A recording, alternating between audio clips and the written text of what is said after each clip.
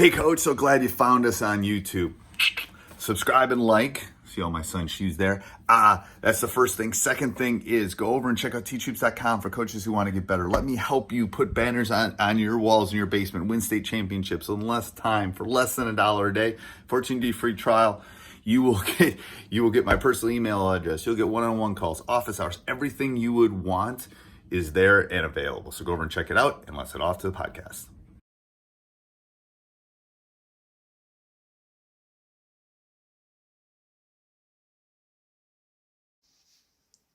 All right, taking a look at the 3-2 half-court D. The way I have my players set up in this D, I'm going to have my point guard right in the middle on the ball.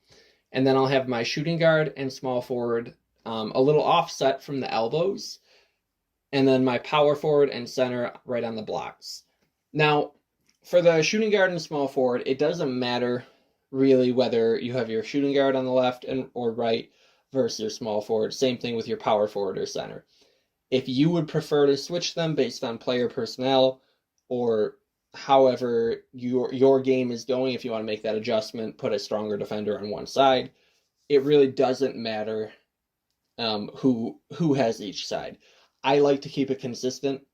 It's easier for my players to remember, but really up to you on that aspect. And then I'm going to kind of go over a few of the shifts and rotation before we go into the simulation. So if the ball goes to number 4, you're going to have your point guard and shooting guard double team that ball. Really, your point guard is going to take this whole area here, and they are going to play the ball no matter what if it's in that area. Your shooting guard will pretty much take from about here on the court and all the way down to the corner. Small forward will take about till here, all the way to the corner. And then your center will take basically that chunk, basically the corner section, and the power forward, same thing on the other side.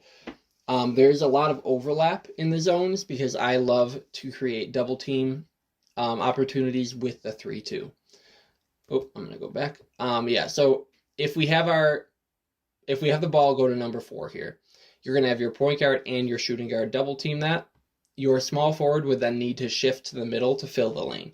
Again, we don't want to leave the lane open. If the ball goes down to number 5, you're going to have your power forward and your small forward double that ball. Your point guard would then drop a little bit here. Small forward would pinch in. Center would fill in the middle. Again, we don't want to leave the lane. We don't want to leave the paint open. And then to the other side, same thing. If ball here, you have point guard and small forward on it. Shooting guard fills middle. To number 3, you have center and small forward on it. Power forward fills in. Make sure the lane is covered. All right, now going into the simulation here, I'll give you a look here.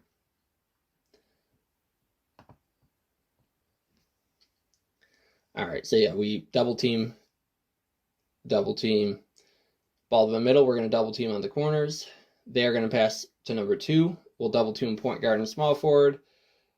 And then that was important there because if it goes to the top and point guard is out of position, we don't want that ball handler to have an open look. Whoever is there can pick it up like our small forward did, or our shooting guard did. And then when they get there, the point guard can fill back. The point guard, if the ball is in the middle, the only person on the ball is point guard. The only place on our court that we do not double team is right in the middle at the top of the arc. Pretty much anywhere else for this D, we're going to double team. For this D, you really want to emphasize filling back in because teams can pick you apart if you leave the lane open. I'm going to keep going here and we'll probably come back to that point. Okay, there we go. And then again, I kind of want to go through each position and kind of what you're looking for when you're deciding what player is going to play where. For your point guard, you definitely are going to need your fastest and your most aggressive defender. They need to basically cover all of that ground at the top of the arc from number 2 here to number 4. They are going to be very tired. So make sure you have, if you're going to run this the whole game, and make sure you have some depth at point guard, some players who can fill in and capitalize there. If you only have that one really aggressive, fast defender, maybe when they're out there, you run the 3-2, and then you could switch it up to a different D to more fit your team mold. For your shooting guard and small forward, you're going to look for good speed and ability to close out.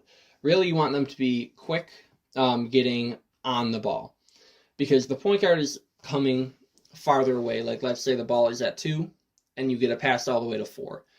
Your shooting guard will then need to get there first. They need to stop the penetration before they get in the lane, and then your point guard can come in and help and provide that double team. Same thing down here. Your power forward or your center would probably be first on the ball, and then your shooting guard, they need to get there quick to help and to provide that double team, provide that trap in the corner. Your power forward and your center, they really need to communicate well, and they need to play physical D.